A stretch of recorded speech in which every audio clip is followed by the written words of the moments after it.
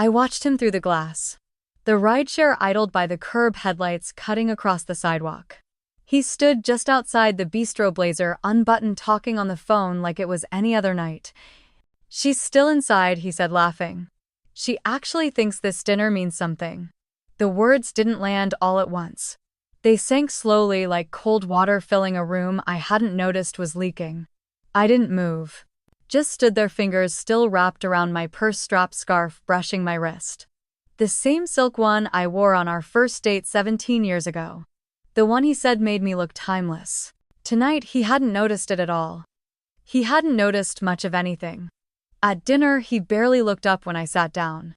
No kiss, no happy anniversary. Just a muttered hey and a flick of his eyes toward the menu, though he didn't read it. I placed a small wrapped box on the table between us. He didn't open it. Didn't ask. 10 minutes later, he was checking his phone again, muttering something about a client call, then walking out into the warm Austin night like we weren't supposed to be celebrating nearly 2 decades of life together. The candle flickered between us. The waitress hesitated.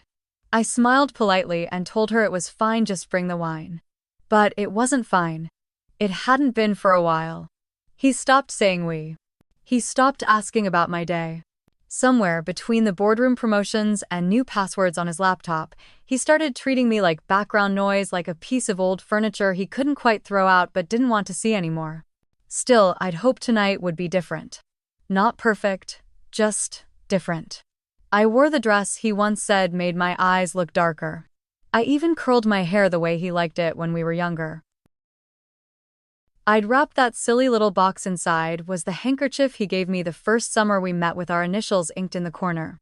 He used to hold on to things like that too. But tonight he laughed into his phone outside a restaurant where I sat alone, and I realized I was the only one who thought we were still trying. The only one still seated at the table. Have you ever been erased from your own life quietly, piece by piece? That night I didn't cry. I didn't yell. I left cash on the table and walked the other way. But the next morning I sent a message. Just one line. Do we still have access to the founding documents? I didn't mention the dinner the next morning. Didn't mention his laughter, or how I saw him toss the phone into his pocket and slide into the car like he hadn't left someone behind. Instead, I fried eggs. 2 of them, just like I had for years. Sunny side up, yolks still soft. I placed them on a plate, added 2 slices of toast, a sprinkle of pepper, and set them down on the marble island. His coffee was already brewing. Automatic, of course. Set to start at 6:40 every morning, just the way he liked. When he walked into the kitchen, hair still damp from his shower, he said, "Morning." Just that. No smile, no glance, no mention of the night before. He sat, scrolled his phone, and ate in silence. I watched the way his fork moved, mechanical, distracted. And in that moment I realized I was performing a role he didn't even care to notice anymore. Wife, cook, background. So I opened my phone, scrolled to my old messages, and found the last text I'd sent to Nathan. Nathan Weller. My late father's lawyer. Executor of the trust, keeper of all the quiet strings my family had pulled behind the scenes for 3 generations. We hadn't spoken in nearly a year, not since the last family meeting about the company. My message was short. Do we still have access to the founding documents? He replied 6 minutes later. Of course. Why, I didn't answer. Because I didn't know how to say it. That I was finally ready to pull back the curtain on the life I had chosen to preserve for too long. Later that afternoon, I walked through the halls of the house I'd once designed. Every corner had been mine. The glass shelving I sketched on napkins. The recessed lighting. The soft blues on the bedroom walls, chosen to help Graham sleep after his panic attacks. He never thanked me. Said he couldn't remember what the house looked like before, as if erasing my effort made him feel more at home.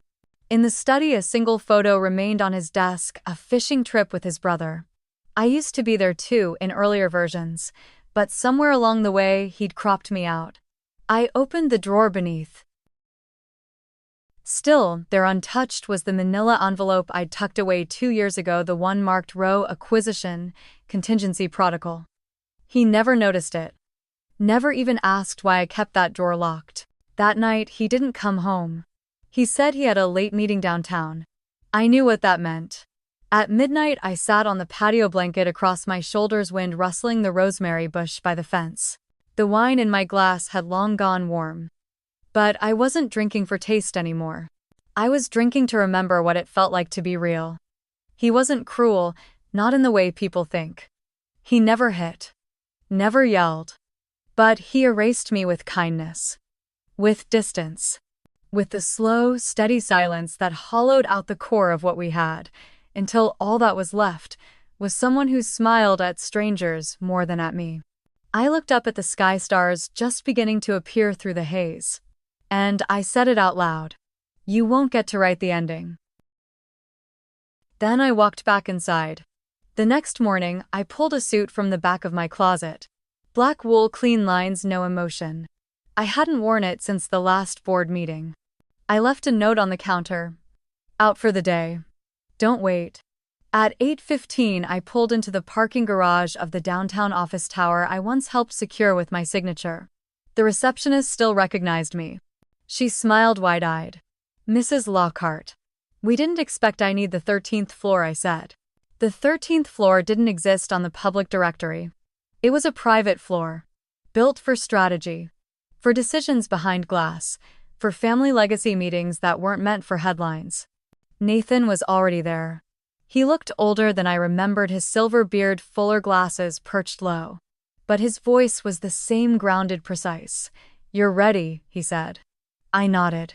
Pull everything I said. Minutes, holdings, charter votes. Especially the emergency protocols. He didn't ask why. Didn't need to. He simply opened his briefcase and placed a folder between us.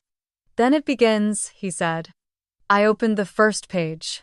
And for the first time in years, I felt awake. The folder was heavier than it looked. I didn't realize how many years of silence could fit inside a quarter-inch stack of paper. Nathan watched as I turned each page. The language hadn't changed. The ink hadn't faded. But I had. There, he said, tapping a section halfway down the second document. Founding Clause 9. You remember this? I did. In the event of breach of trust, including but not limited to infidelity, coercion, or financial misrepresentation, the control share shall revert to the original founding heir pending board ratification. He read it aloud like he was reading scripture. Your father insisted on including that, Nathan said. Said if you ever felt betrayed, truly betrayed, this clause would hold the gate open for you. I ran my thumb across the text. It's still valid? I asked. Nathan nodded. As long as you didn't waive it during your marriage. I never signed anything that waived my rights, I said. That much I remembered. Graham wanted control, but he also wanted the illusion of generosity. That meant everything stayed in my name, even when I let him speak at the company holiday party like it was his. Then it's yours, Nathan said. Still. Quietly. Fully. I let the weight of that truth settle. For 17 years I had chosen peace over power, harmony over confrontation. But harmony had become a cage, and Graham had filled it with just enough comfort to keep me docile. Not anymore. I took the folder and stood. I want to review every quarterly vote he signed, I said. I want to know who's on the board now. And I want to see the minutes from the day he authorized Sienna's promotion. Nathan raised an eyebrow. You think she's involved? I think she's his favorite story to tell himself, I said.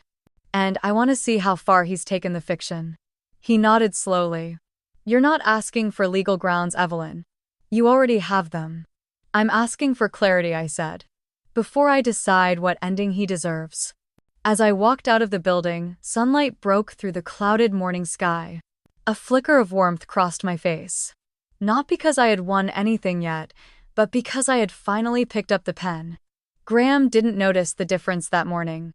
He brewed his espresso like always, adjusted his cufflinks like always, left his phone face down on the counter like always. Except this time I didn't look away from it. He glanced at me briefly. You're quiet, he said. I nodded. I've been thinking.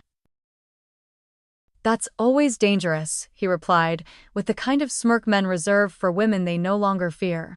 He picked up his cup, paused just long enough to check for a message, and when he saw none, set the cup down with a faint clink of disappointment.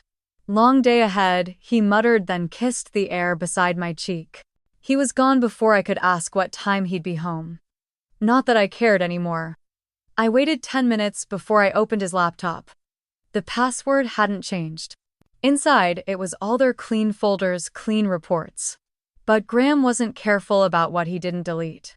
There were PDFs with timestamps during our trip to Jackson Hole. One labeled SV Memo Private.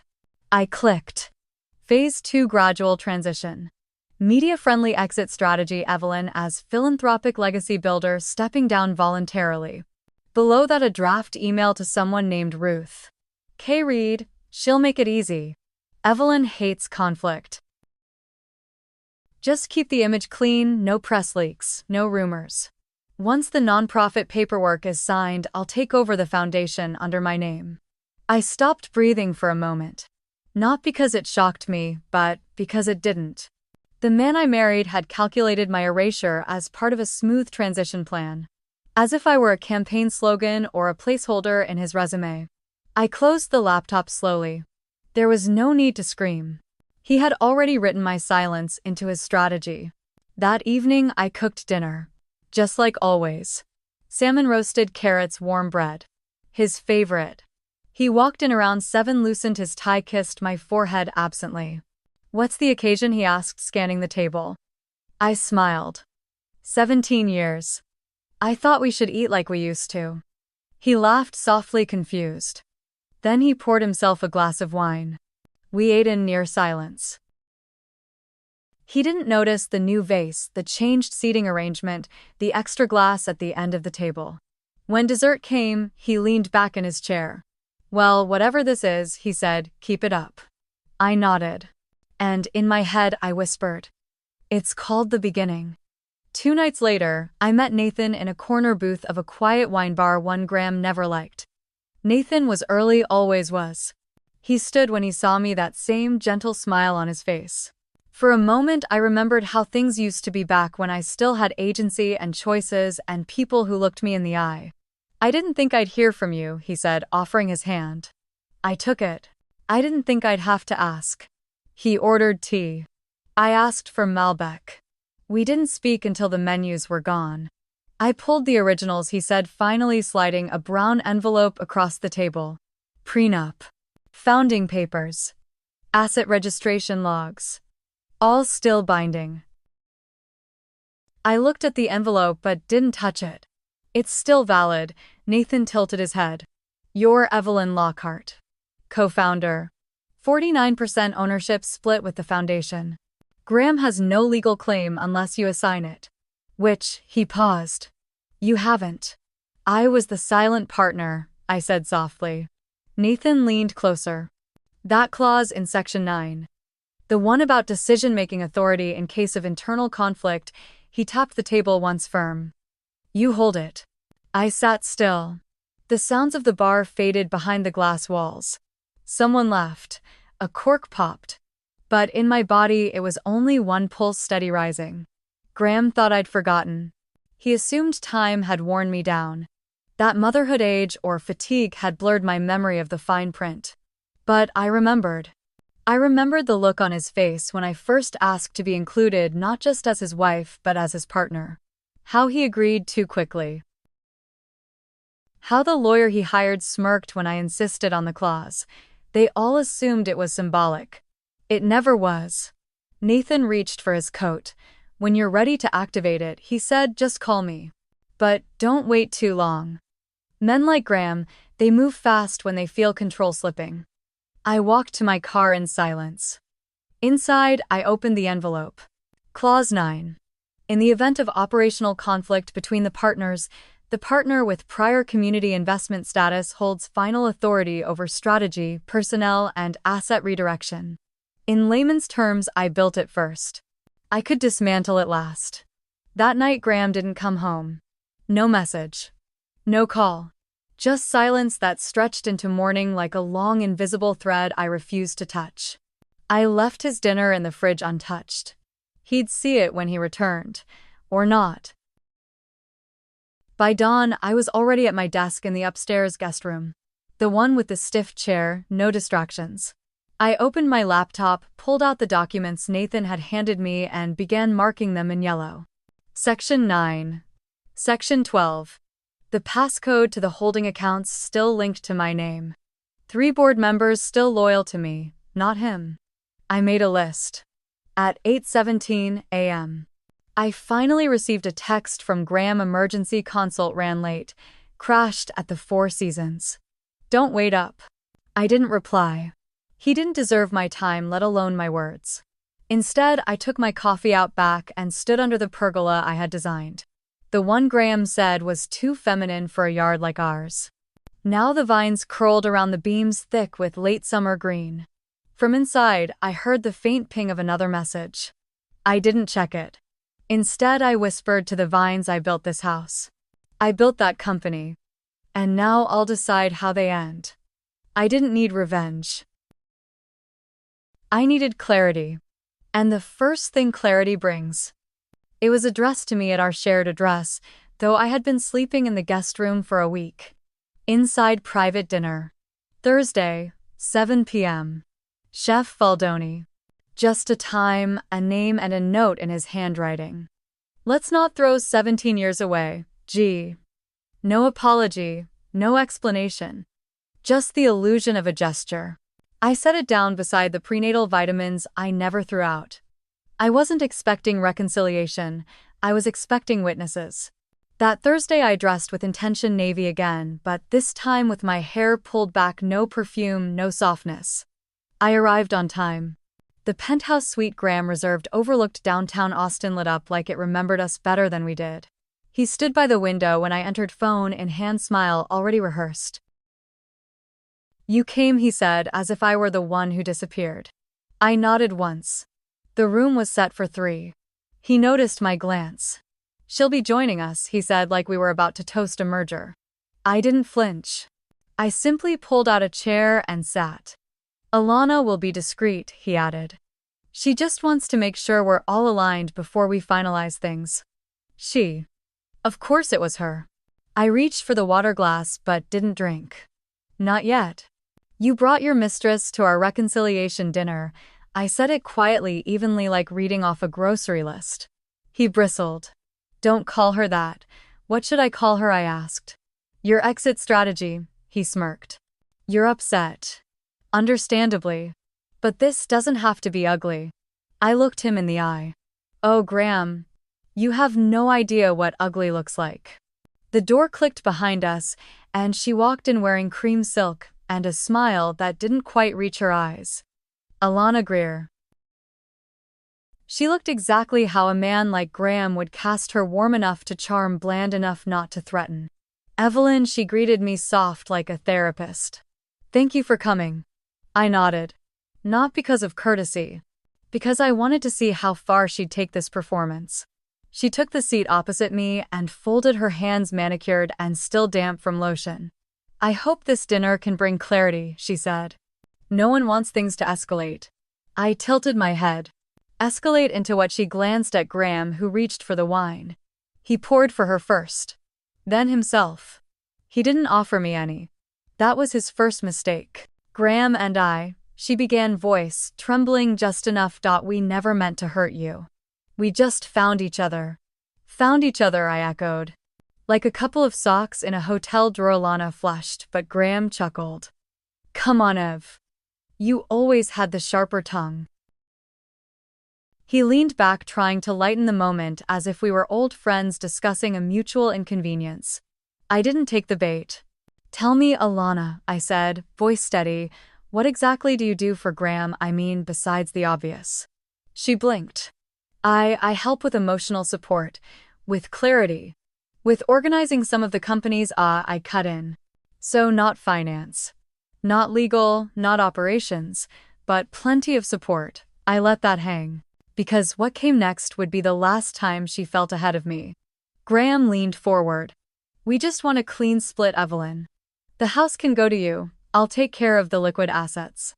We keep things civil. He thought I hadn't prepared. He thought I came here with feelings, but I had something else in my purse, and they'd find out just after dessert. The waiter came with lamb chops plated over truffle mash and a sprig of rosemary. I barely touched mine. Alana smiled at her plate like it was a wedding gift. You know, she said, placing her napkin across her lap when Graham told me about the foundation you started. I was really impressed. It's inspiring what you did for women in tech. That was calculated. Mention something noble to mask something vile. But I wasn't biting. That foundation, I said, is why this dinner is happening. Graham looked up, chewing slowly. What do you mean? I reached into my purse. Pulled out a small white envelope. Plain. Unassuming. I laid it on the table. Graham's eyes narrowed. What's that? The quarterly audit, I said. Of the Locke Foundation. Which, as you remember, is not just mine. It's jointly managed. He froze. Alana blinked. I didn't know you two still. We do, I cut in. Because the dissolution papers haven't been filed. Which means, I pointed at the envelope, you can't withdraw funds, reroute grants, or list Alana on anything official. Not without my signature. Graham pushed his chair back slightly. Evelyn. This isn't the time or place. But it is, I said calmly. You see, when someone tries to erase me, I find the nearest pen and start redrawing the lines. The air thinned. Even the waiter, who had returned to top off glasses, paused mid-pour. Graham, Alana said, her voice suddenly tight, you told me the foundation was dormant. He didn't answer. I sipped my water and let the silence stretch. You're lying to her too, then, I said. That's consistent. He stood up. This is ridiculous. I looked up at him. Is it, or is it just inconvenient? He didn't respond. He walked off toward the restroom, or maybe just out. He needed to recover the illusion that he was still in control. I turned to Alana, who now looked pale beneath the candlelight. I leaned slightly forward. Not unkind, just precise. Would you like dessert? I asked. Or should we skip to the part where I explain to you what a controlling interest really means? Alana didn't answer. She just sat there, fingers tightening around the stem of her wine glass. The thing about power. It shifts in silence. Like gravity. No announcement. Just wait. You've known all along, haven't you? She whispered. I let the question hang. I don't believe in confrontation for sport, I said quietly. But I do believe in clarity. Graham returned slower this time. Jaw tight, one hand swiping at his phone like he was looking for a lifeline. I'm calling the car, he said. This was a mistake. No, I replied. What you did with the company's endowment funds, that was the mistake. This dinner, this is the correction. His face flushed. You don't have any idea what you're saying. I do, I cut in. And I've recorded it. Twice. Once at the bank meeting last month. And tonight, with that little mic clipped inside my clutch. I figured if you were bold enough to parade her here, you were bold enough to lie in stereo. Alana looked between us. You told me she walked away, she said. You said she signed everything over. She stopped. Her eyes widened just a little when she realized. Oh my God, she breathed. You used me as cover. I didn't move. Didn't smile, didn't gloat. I just folded my napkin and placed it neatly beside the untouched dessert. You both deserve better stories, I said. But I stopped being your editor a long time ago. Graham stared at me like he was seeing a ghost, but I was very much alive, and he was the one who had disappeared long ago. The waiter returned with the check. Graham instinctively reached for it. I raised a hand. Number. This one's on me, I said. Then I turned to Alana. And if I were you, I'd ask him what else he's hidden. Before you end up the next woman eating alone. I slid the envelope across the table and left before either of them could say a word. The night air outside was cool, clean. I didn't check if they followed. I had places to be.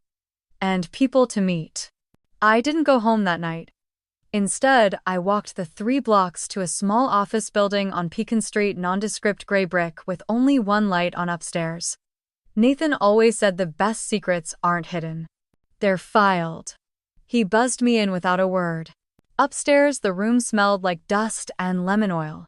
Metal shelves lined the walls stacked with thick binders and archival boxes, each labeled with patient handwriting I knew by heart. 19 years, Nathan said as I took off my coat. And you never misplaced a single receipt. I smiled faintly. Turns out I had a good reason. He slid a leather folder toward me. You'll want to look at page 12. Inside, a copy of our incorporation contract. Lockhart Family Holdings, LLC. My name in print as co-founder. Initialed by me, notarized beneath the flourish of a name I barely recognized anymore, Graham T. Lockhart. What's more interesting, Nathan continued, is that the amendment from 2012, the one Graham tried to file without your knowledge, was never properly executed. No countersignature. I traced my finger along the page. There it was. My signature box empty. Meaning, he has no legal claim to full control, not of the company, not of the grant funds, not of the real estate. He paused. Not even of the board. My breath caught. Not because I was surprised, but because I'd spent years convincing myself it was better not to know. Now that I did, there was no unknowing.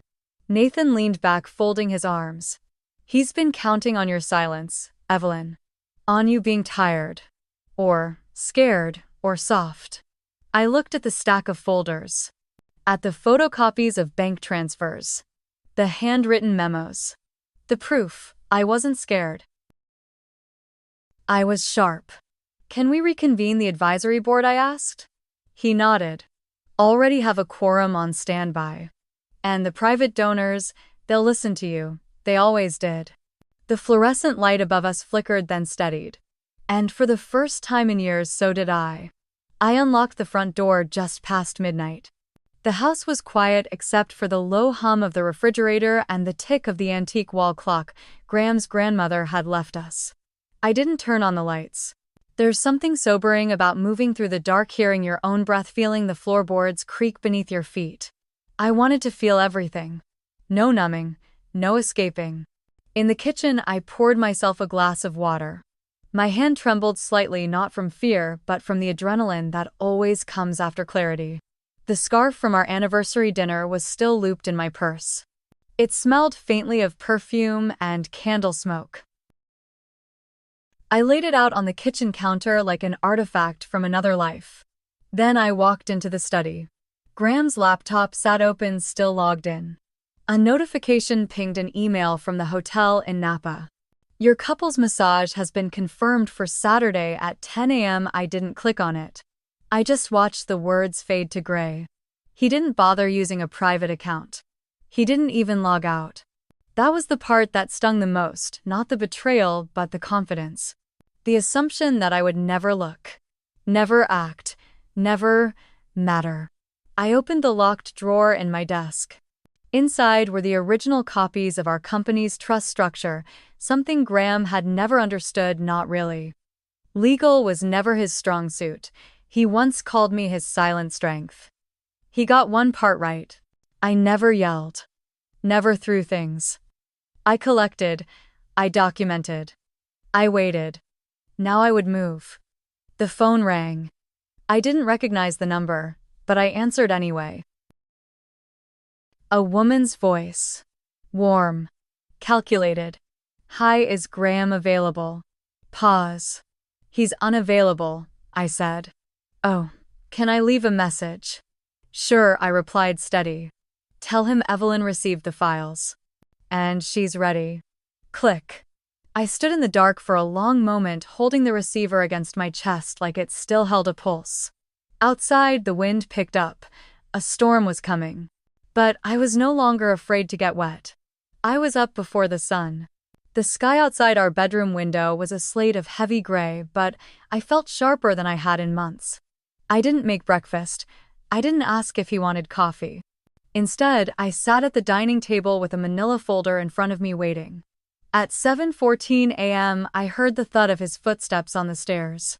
He entered the kitchen like he always did, half-dressed, still smelling faintly of cologne and expensive moisturizer. His eyes landed on the folder. He didn't greet me. Just grunted, poured himself coffee, and said, "You're up early." "So are you," I replied. He took a sip, then noticed the open binder next to my hand. His posture shifted. "What's that?" he asked, trying to sound disinterested. "Our equity breakdown," I said simply, "including the silent partner clause you signed 10 years ago." He blinked as if the words didn't register. "Why are you looking through all that now?" I looked him in the eye calm. "Because I needed to remind myself who actually built this." A flush crept up his neck. "Evelyn, if this is about the dinner, it's not," I cut in. "This is about 15 years of me doing the books, signing the leases, managing our taxes, fixing your mistakes while you smiled on stage and let everyone believe you did it alone." His mouth opened but no sound came. I stood slow and deliberate. "You booked a couple's massage in Napa," I said almost softly. "You used the business card." He stepped back like I'd struck him.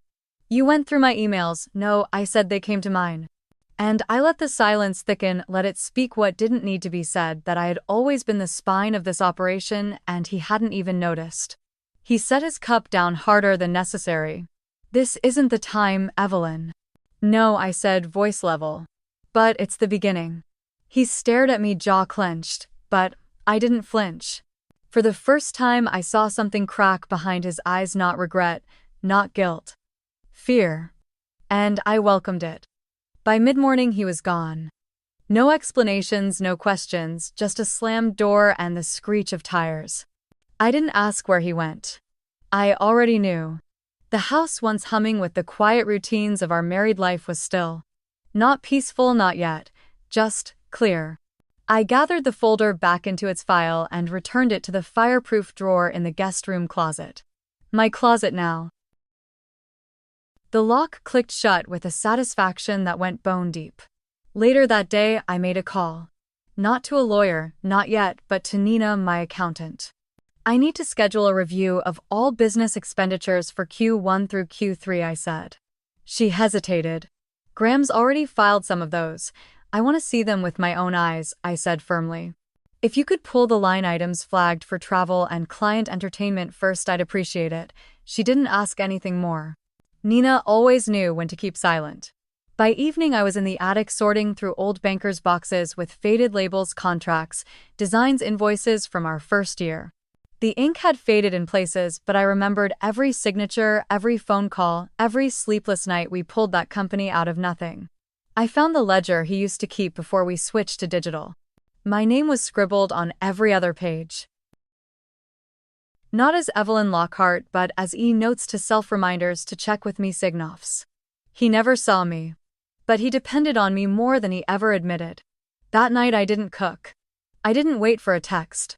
I sat on the back porch with a glass of Merlot and a wool shawl around my shoulders, watching the clouds roll in low and blue above the Texas hill line. And for the first time in months, I didn't cry. I wasn't numb. I was calculating. Because if he thought I'd stay invisible forever, he had no idea what I'd already set in motion. He was already seated when I arrived. The same corner table at Silverleaf, the one with the window view of Congress Avenue where the late sunlight always made the glassware shimmer. Our place. Or it had been. Graham looked up and smiled, that half smile of his, the one that used to make me forgive everything. Tonight it looked rehearsed. "You're early," he said, gesturing to the server for another wine glass. "That's new." "I had time," I replied, settling into the chair across from him. My navy dress was simple but tailored, understated confidence. Nothing clingy. Nothing loud. Just presence. He glanced at the menu.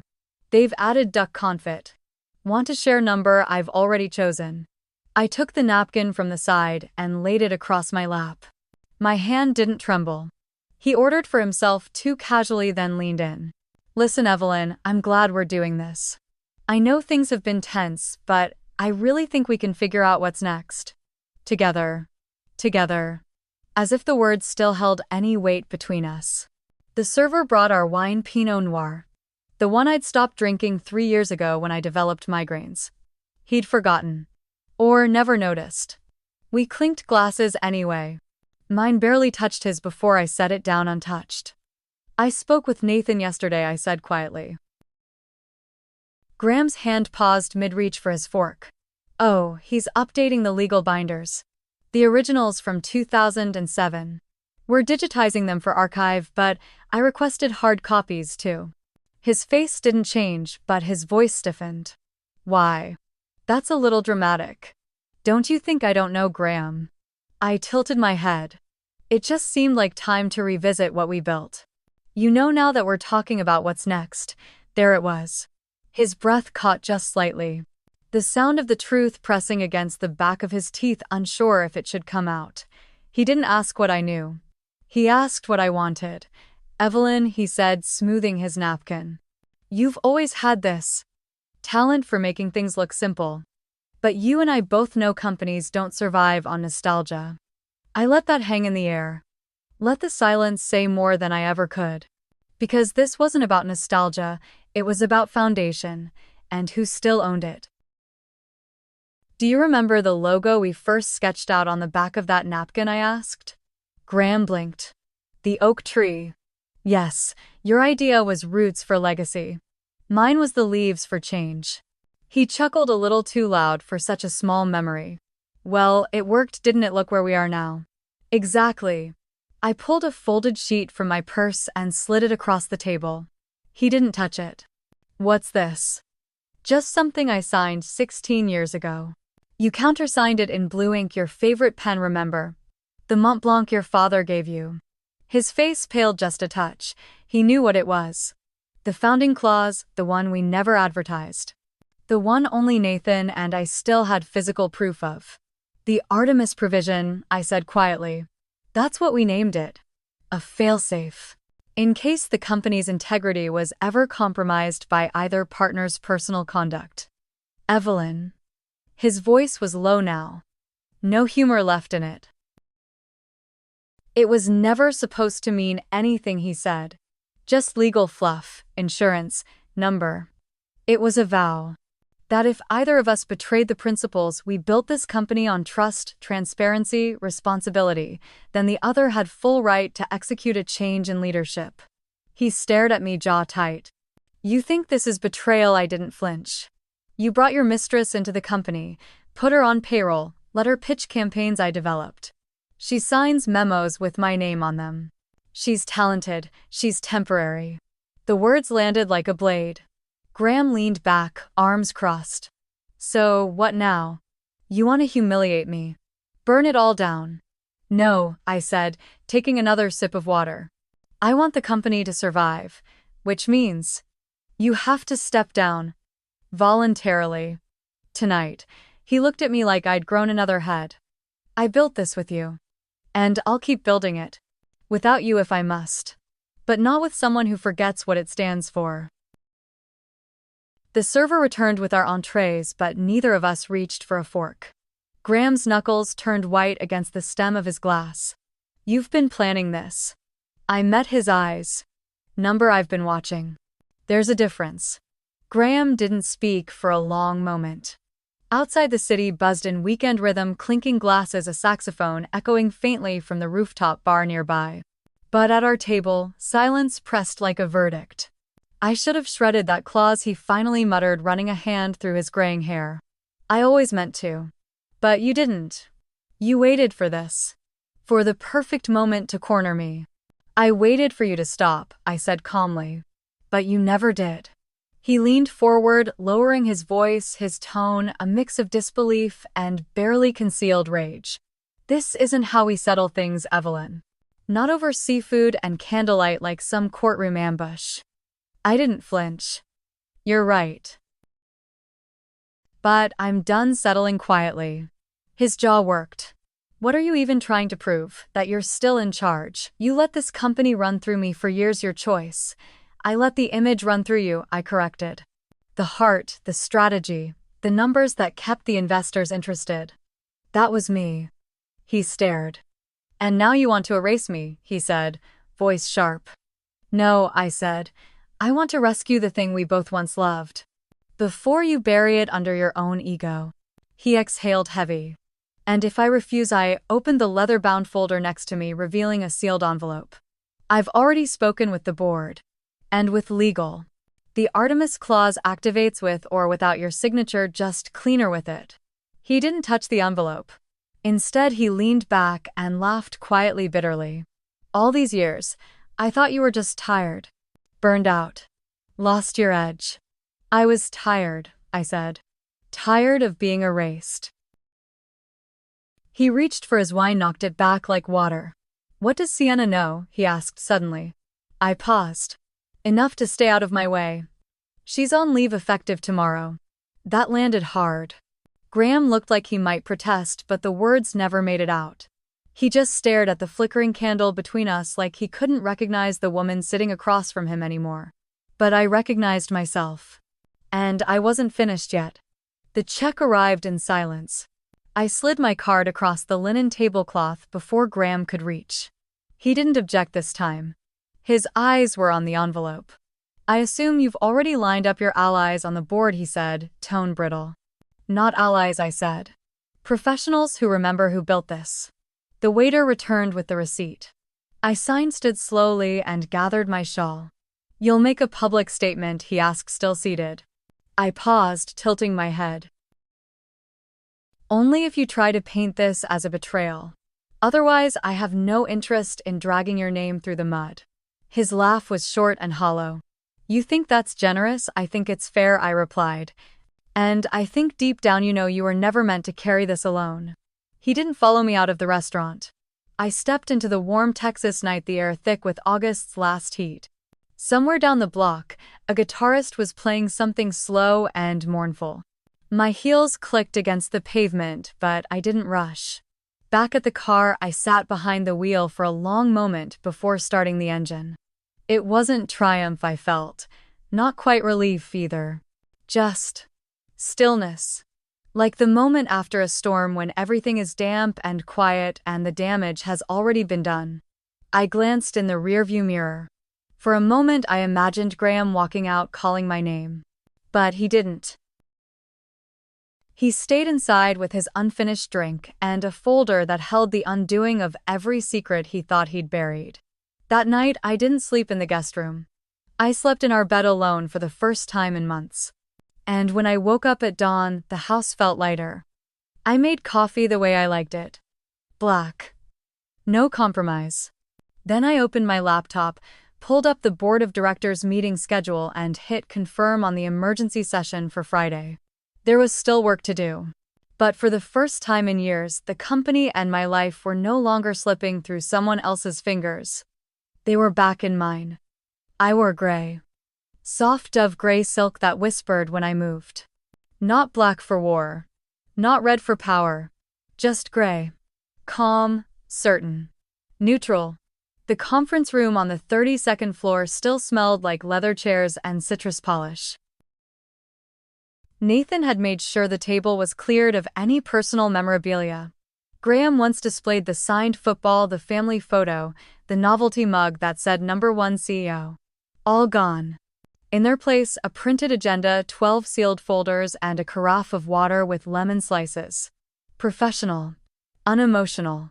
I arrived 10 minutes early. Not because I was nervous, but because I wanted to greet the staff by name. Shake hands, let them see I hadn't become a ghost in my own company.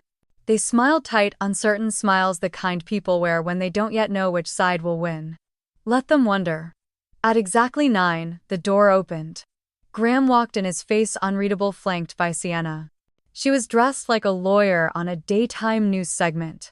Sharp blazer, high ponytail, too much perfume. I could smell it from across the room. I didn't flinch. Nathan stood, nodded toward the chairs. Shall we begin? Graham didn't meet my eye. The others filed in, board members, legal counsel, department heads. Not one of them spoke to Graham. Not until Nathan tapped the mic. Good morning. We're here to review the emergency proposal filed by the majority shareholder, Mrs. Evelyn Lockhart, under Article 6, Section D, known as the Reclamation Clause. Murmurs rose. Sienna blinked. Graham paled. I didn't say a word. Not yet. I opened my folder. Page 1, my notarized ownership summary. Page 2, the sealed audit of company finances. Page 3, a signed affidavit from HR regarding unreported conflicts of interest. Graham flipped through his copy with trembling fingers. He looked up once, and in that moment, I saw it. Not anger, not arrogance, but fear. I let the silence settle, let the tension stretch like a taut wire. Then I stood. "Thank you, Nathan," I said softly. "I'll take it from here." My voice was even. Not loud, not trembling, just firm. I turned to face the table. 17 years ago, I co-founded this company in a rented room over a dental office. I built it with late nights and spreadsheets and trust. Several heads nodded, they remembered. I stepped back not because I stopped caring, but because I believed delegation could mean longevity. I believed in my husband. My eyes met Graham's. And he used that belief to install a woman with no relevant experience in a leadership role while quietly funneling bonuses, access, and contract privileges to her. All undocumented. Sienna's mouth dropped open. "That's a lie," Nathan cut in crisp. "Miss Blake, you'll have your turn. Please allow Mrs. Lockhart to continue." I didn't even glance at her. "I've submitted documented evidence to each of you. And pursuant to the clause signed by both founders in 2007, the majority shareholder has the right to call a vote for leadership realignment if proof of breach of fiduciary duty or personal misconduct is presented." Graham's voice cracked. "Evelyn, we can handle this privately." "Graham," I interrupted, calm as stone. "You scheduled private dinners, private fund transfers, and private hotel rooms, all on the company's credit line." The room went still. Sienna's chair creaked. I could hear her breathing change. I didn't stop. "I'm not here for revenge. I'm here because integrity matters.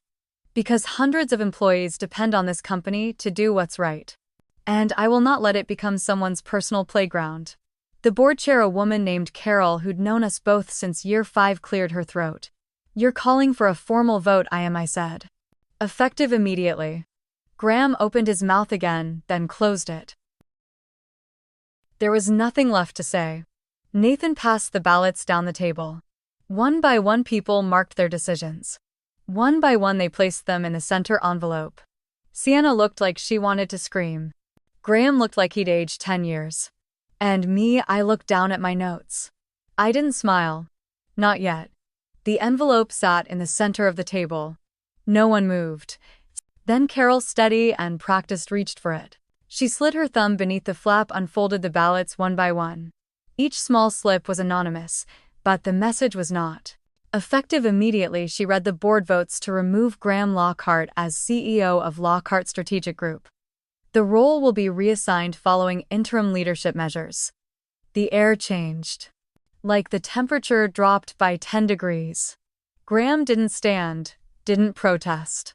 He stared at the polished table like it might open up and swallow him whole. I watched his fingers curl slightly, like he wanted to grip control one last time. But there was nothing left to hold.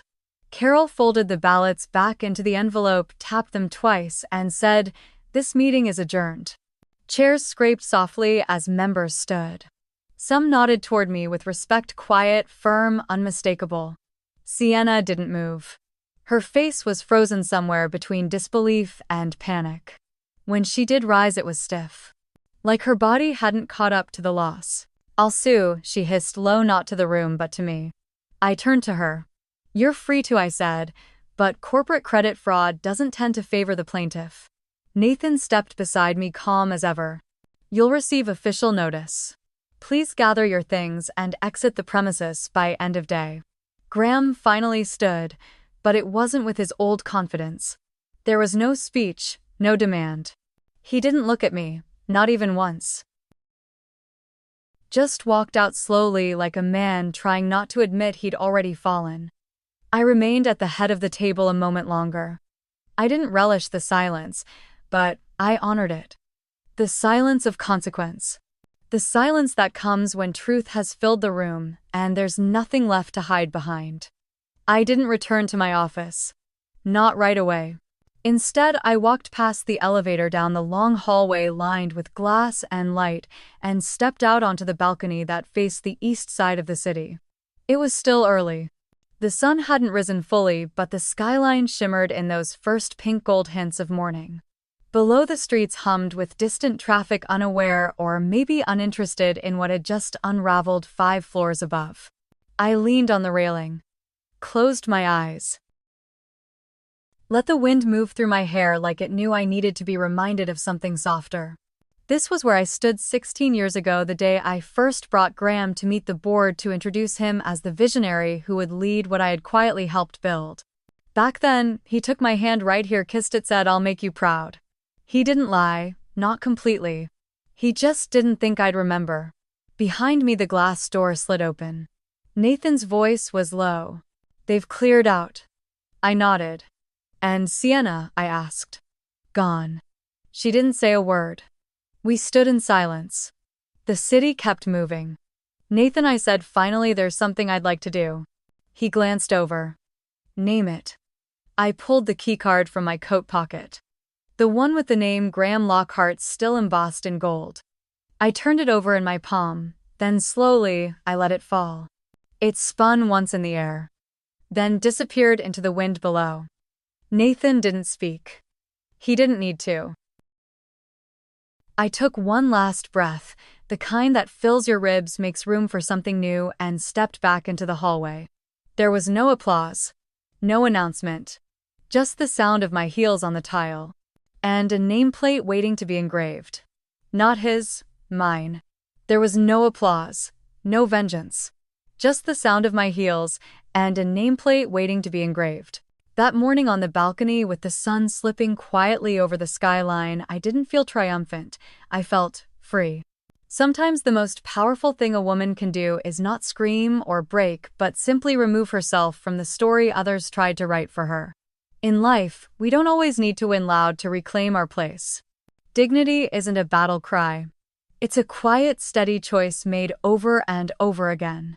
If this story touched something in you, I'd love to hear your thoughts. Share in the comments or just tell me where you're listening from tonight.